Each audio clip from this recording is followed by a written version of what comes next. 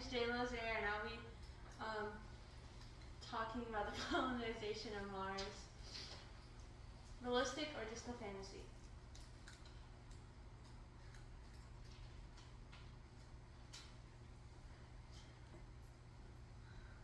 So abandoning Earth is not an option, and it should be treated not as a failed science experiment.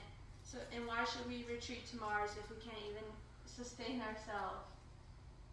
This is not science fiction, but a real question we need to be asking ourselves. Today I will discuss the problems of colonizing on Mars and persuade you that the risks are not worth damaging another planet and society. First, let's examine the environmental concerns of colonizing on Mars. According to an article called Mars Space Colonies in the InfoBase Journal, there are radiation and climate risks. Mars has extreme temperatures, low atmospheric pressure, and many storms like dust storms. There's exposure to harmful cosmic and solar radiation. There's limited water, which it's frozen, and the atmosphere is 95% carbon dioxide. Technological risks are emergency responses are delayed. Autonomous systems must handle crises without immediate human help. And we would have to rely on ISRU, and if it fails, like extracting water from the soil, we could run out of essentials. If oxygen generation, CO2 scrubbing, or temperature control systems fail, human survival is immediately threatened, and power outages could shut down life support, heating, and communication. Now moving on to ethical concerns. According to an article entitled "Should We Colonize Other Planets?" in the Polity Press Journal, there's psychological risks and moral risks. Psychological risks would be isolation and confinement, which will be likely as long as months or years.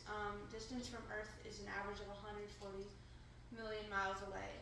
And Mars habitats will have limited natural stimuli, so there's no fresh air, no greenery, and there's varied scenery. The moral risks are that there's an injustice in property or ownership, and it exploits Mars's natural resources.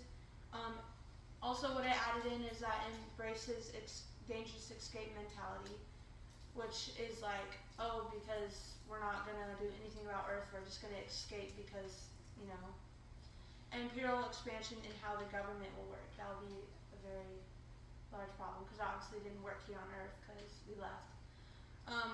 Now, the solution anyway, according to an article entitled "Apocalyptic Visions from the Past, the Colonization of Mars" in Dick's Martian Time Slip in the Journal of American Studies in Italy,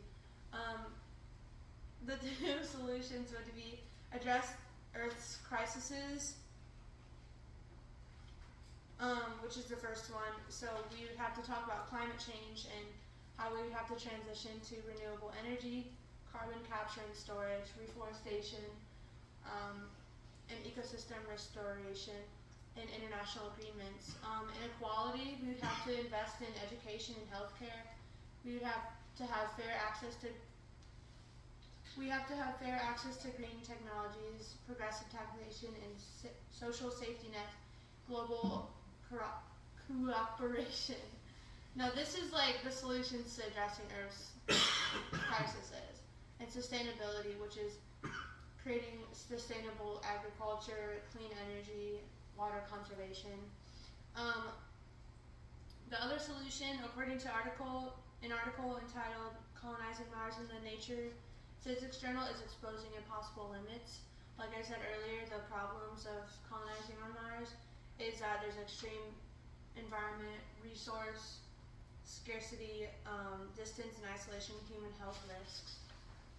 But in summary, it ultimately brings serious considerations into play, including environmental, ethical, psychological, and technological risks. Earth is not a failed experiment, it's our home. We must confront the damage we've done, like climate collapse, biodiversity loss, and inequality, which are not problems to escape, they are calls to act. Colonizing Mars is not a solution, it's a distraction and a dangerous retreat. We need to address Earth's crises and expose the impossible limits of colonizing on Mars.